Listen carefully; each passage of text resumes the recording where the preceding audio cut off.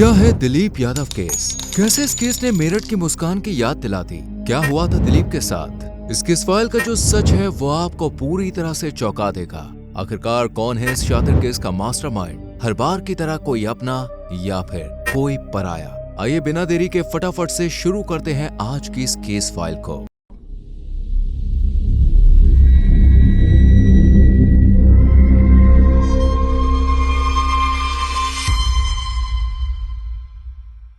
तारीख थी 19 मार्च, साल था 2025, जब कन्नौज के उमरदा इलाके में गेहूं के खेत के बीच कुछ लोगों को एक आदमी की लाश पड़ी हुई दिखाई दी। जब लोगों ने पास जाकर देखा तो युवक अपनी आखिरी सांसें गिन रहा था और इसकी हालत बहुत ज्यादा नाजुक थी। इस युवक को देखकर समझना मुश्किल नहीं था कि इसे मारने की कोशिश की गई है, लेकिन किसने की ये कोशिश? इस पूरे मामले का सच जानने के लिए गांव वालों ने तुरंत ही पुलिस को फोन किया और केस की गंभीरता को देखते हुए पुलिस तुरंत क्राइम सीन पर आ गई और जल्दी से जख्मी शख्स को बिधूना के सामुदायिक स्वास्थ्य केंद्र में भर्ती कराया गया और डॉक्टर्स ने तुरंत इलाज शुरू कर दिया। लेकिन इस शख्स की यह हालत ऐसी हुई कैसे, ये जानना अभी बाकी था। कुछ ही देर में युवक के पास एक फोन था, उस फोन की घंटी बजती है और पुलिस इंस्पेक्टर ने जब कॉल रिसीव किया तो पता चला कि ये फोन इस युवक के भाई संदीप का है और जो इस वक्त जिंदगी और मौत की जंग लड़ रहा है उसका नाम है दिलीप यादव, जो मैनपुरी के भोगांव से ताल्लुक रखता है। पुलिस ने संदीप को पूरी बात बताई और संदीप अपनी पूरी फैमिली को लेकर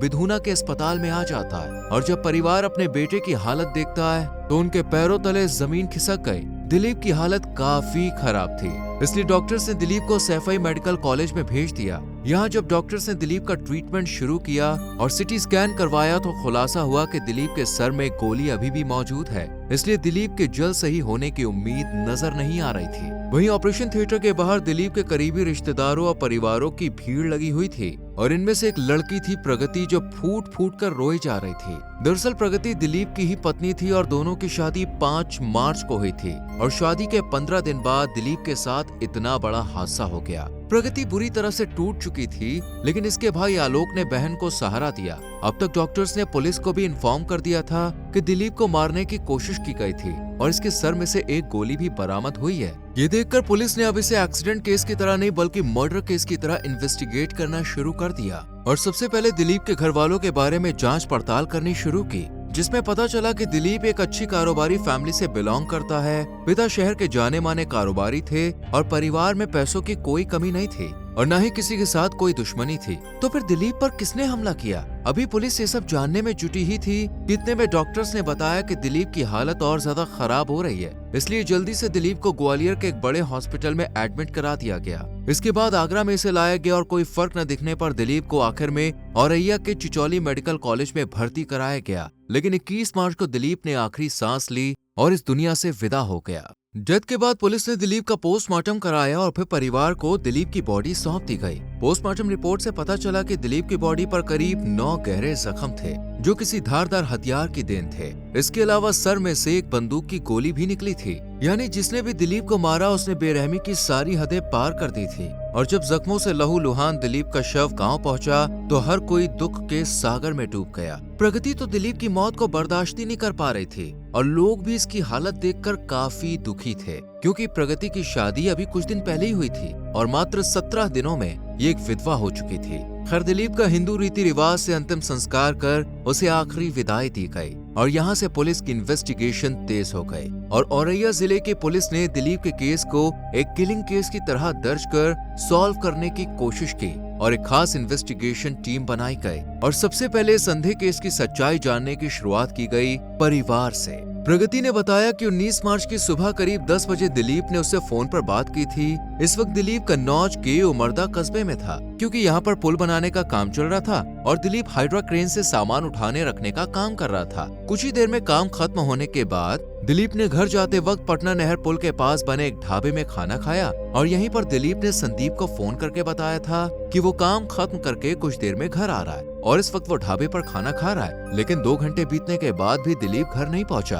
और जब संदीप ने दिलीप को दोबारा कॉल किया तो पुलिस इंस्पेक्टर ने उसे दिलीप की हालत के बारे में बताया। 19 मार्च की पूरी जानकारी लेने के बाद अब पुलिस सबसे पहले क्राइम सीन पर गई, जहां गेहूं के खेतों के बीच कातिल से जुड़े कुछ सबूत जुटाने की कोशिश की गई, पर हाथ खाली के खाली रहे। इसके बाद पुलिस ने पटना नहर पुल वाले ढाबे के पास जाकर वहां ढाबे के मालिक और अलग अलग कर्मचारियों से दिलीप से जुड़े कुछ सवाल पूछे, लेकिन यहाँ भी पुलिस को कामयाबी नहीं मिली। इसके बाद पुलिस ने उस रास्ते की छानबीन की जहाँ से दिलीप अपने गांव जा रहा था, और गांव से ये जगह 7 किलोमीटर दूर थी। इस रोड पर कई सारे सीसीटीवी कैमरा लगे थे, जिन्हें पुलिस ने बहुत ही बारीकी से देखा, और एक फुटेज में दिलीप दिखाई दिया जो 3 लोगों के साथ बाइक पर बैठकर अपने गांव की तरफ जा रहा था। लेकिन कुछ देर बाद जब ये गाड़ी वापस इस रोड पर आई तो दिलीप नहीं था। आगे बैठे शख्स का चेहरा साफ देखा जा सकता था, इसलिए पुलिस ने बिना देर के इस फुटेज को आसपास के पुलिस स्टेशन में भेज दिया, और अछलदा थाने से खबर मिली कि आगे बैठा शख्स रामजी नागर चौधरी है, जो रामनगर से ताल्लुक रखता है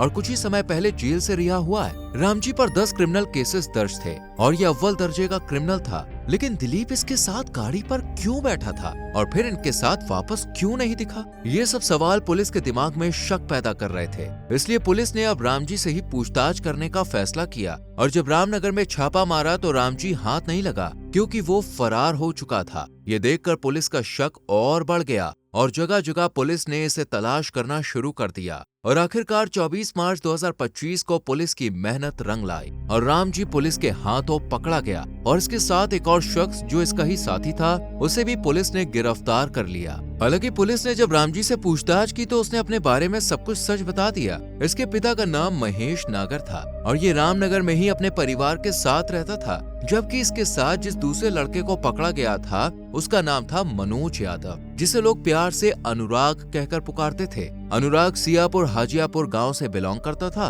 और औरैया जिले का निवासी था। जब इन दोनों की तलाशी ली गई तो रामजी के पास एक पिस्तौल, 2 कारतूस, एक चाकू, एक मोबाइल और 2000 रुपए मिले। अनुराग के पास से भी पुलिस को एक पिस्तौल, 2 कारतूस, एक मोबाइल और कैश में 1000 रुपए बरामद हुए। लेकिन इन 2 लड़कों के पास कारतूस और पिस्तौल क्या कर रही थी, यही सवाल जब पुलिस ने इन दोनों से किया तो दोनों बुरी तरह से सटपटा गए और पुलिस को घुमाने की कोशिश करने लगे। लेकिन पुलिस भी जानती थी कि इनका दिलीप की मौत से कोई ना कोई कनेक्शन तो है, इसलिए पुलिस ने सख्ती बरती और इनके पास से मिले सभी सामान को अपने अंडर में ले लिया। शुरुआती पूछताछ में दोनों में से किसी ने भी अपनी जुबान नहीं खोली। ये देखकर पुलिस ने जब अपना सख्त लहजा इख्तियार किया तो कुछ ही मिनट में रामजी नागर ने कबूल कर लिया कि दिलीप को उसी ने मारा है और उसे दिलीप को मारने की सुपारी दी गई थी। लेकिन किसने?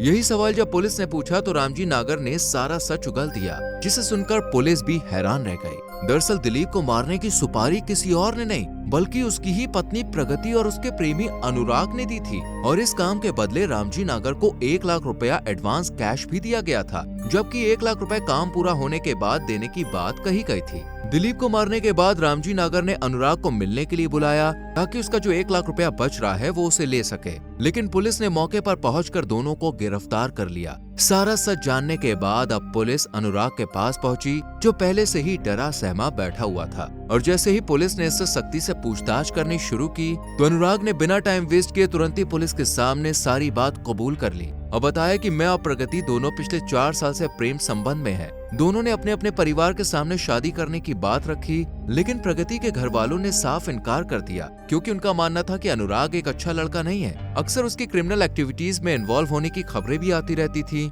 जेल भी कई बार वो जा चुका था, इसलिए प्रगति के परिवार वाले इस शादी के लिए नहीं मानते हैं। लेकिन प्रगति के लिए अनुराग ही सब कुछ था, और इसी बीच दोनों ने एक प्लान बनाया कि प्रगति अपनी बहन के देवर दिलीप को अपने प्यार के जाल में फंसाएगी, क्योंकि वो काफी अमीर है, और फिर उसे मारकर उसका सारा पैसा लेकर ये दोनों फरार हो जाएंगे और खुशी खुशी एक साथ जिंदगी बिताएंगे। दरअसल दिलीप के बड़े भाई संदीप और प्रगति की बड़ी बहन पारुल की जो शादी थी वो 2019 में हुई थी। अब क्योंकि संदीप के परिवार की गिनती रईसों में की जाती थी, इसलिए प्रगति के परिवार ने पारुल की शादी संदीप के साथ करवा दी और पारुल संदीप के साथ मजे से रहने लगी। ससुराल में ना तो पैसों की कोई कमी थी और ना ही ऐशो आराम की। यही बात प्रगति को भी काफी पसंद आई। प्रगति को अच्छी जिंदगी की तलाश थी, लेकिन सिर्फ अनुराग के साथ, इसलिए उसने दिलीप को अपनी प्यार भरी बातों में बहलाना फुसलाना शुरू कर दिया और जल्द ही दिलीप इसके प्यार के जाल में फंस भी गया। कुछ दिनों के बाद दोनों ने अपने परिवार से शादी की बात की। हालांकि प्रगति के घर वाले पहले से जानते थे कि दिलीप और प्रगति का चक्कर चल रहा है, इसलिए प्रगति की बड़ी बहन पारुल और जीजा संदीप ने इस रिश्ते से साफ इनकार कर दिया। पर दिलीप तो प्रगति के प्यार में गिरफ्तार हो चुका था, इसलिए दोनों के जिद करने पर दिव्यापुर के गेस्ट हाउस में 5 मार्च को दोनों की शादी करा दी गई। करीब 5 दिन तक प्रगति अपने ससुराल में रही और इसने किसी को भी शक नहीं होने दिया कि ये शादी उसके लिए सिर्फ एक खेल है, मजाक है। बल्कि उसने अपने पति दिलीप के साथ साथ अपने ससुराल वालों से भी काफी अच्छा बर्ताव किया और 5 दिन के बाद प्रगति का भाई आलोक उसे घर ले जाने के लिए ससुराल आ गया, जिसके साथ प्रगति अपने घर आ गई। प्रगति का चेहरा खुशी से खिल रहा था। ये देखकर माता पिता भी काफी खुश थे, लेकिन वो नहीं जानते थे कि ये खुशी दिलीप की मौत का कारण बनने वाली है। परिवार बेटी को खुश देखकर संतुष्ट हो गया कि बेटी ससुराल में काफी खुश थी। अगले ही दिन प्रगति ने अपने बॉयफ्रेंड अनुराग से कांटेक्ट किया और दोनों ने मिलने का फैसला किया। कुछ देर में प्रगति औरैया हाईवे के किनारे बांके बिहारी होटल में पहुंच गई और अनुराग का बेसब्री से इंतजार करने लगी।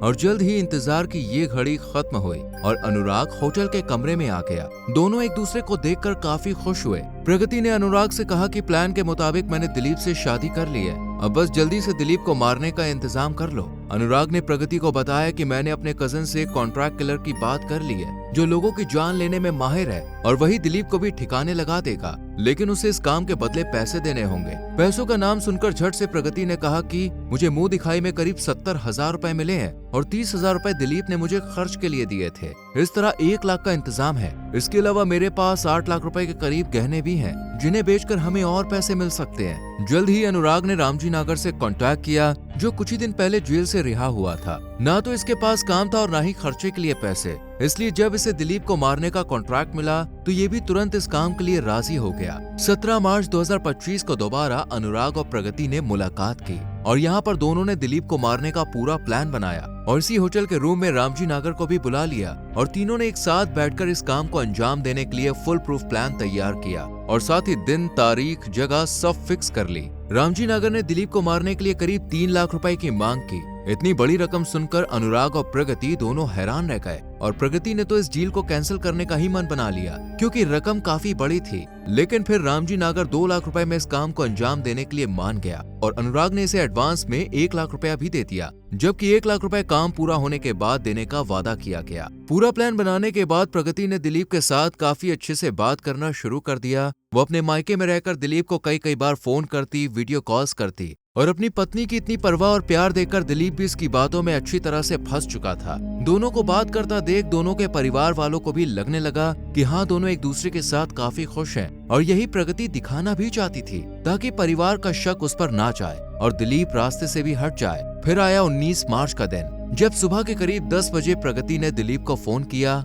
और इस वक्त कन्नौज में पुल निर्माण का काम करवा रहा था। ये जानकारी मिलने के बाद प्रगति ने तुरंत अनुराग को फोन किया और दिलीप की लोकेशन के बारे में बता दिया और फिर ये खबर अनुराग ने रामजी नागर को दी और बताया कि कुछ ही देर में दिलीप घर के लिए निकलने वाला है। ये सुनते ही रामजी नागर ने अपने 2 साथियों को गाड़ी पे बैठाया और ये तीनों गाड़ी पर बैठकर बेला चौराहे के पास पहुंच गए। दोपहर के करीब 1:30 बजे दिलीप का भी यहाँ से गुजरना हुआ और बस फिर क्या था, रामजी नागर ने अपनी गाड़ी से इसका पीछा करना शुरू कर दिया। लेकिन दिलीप घर जाने के बजाय ढाबे में पहुंच गया और यहीं पर इसने संदीप को घर आने की बात बताई। दिलीप जब ढाबे से बाहर निकला तो रामजी नागर इसके पास आया और कहा कि ये हाइड्राकेन तुम्हारी है। इस पर दिलीप ने हाँ में जवाब दिया। आगे रामजी नागर ने कहानी बनाते हुए दिलीप को बताया कि हमारी कार डिसबैलेंस होकर नहर में गिर गई है। अब उसे बाहर निकालने के लिए हमें आपकी और आपकी क्रेन की जरूरत है। इस काम के बदले हम आपको मुंह मांगी रकम देंगे। दिलीप को ये काम काफी आसान लगा, इसलिए उसने सोचा कि अच्छा है, घर जाने से पहले कुछ पैसे मिल जाएंगे।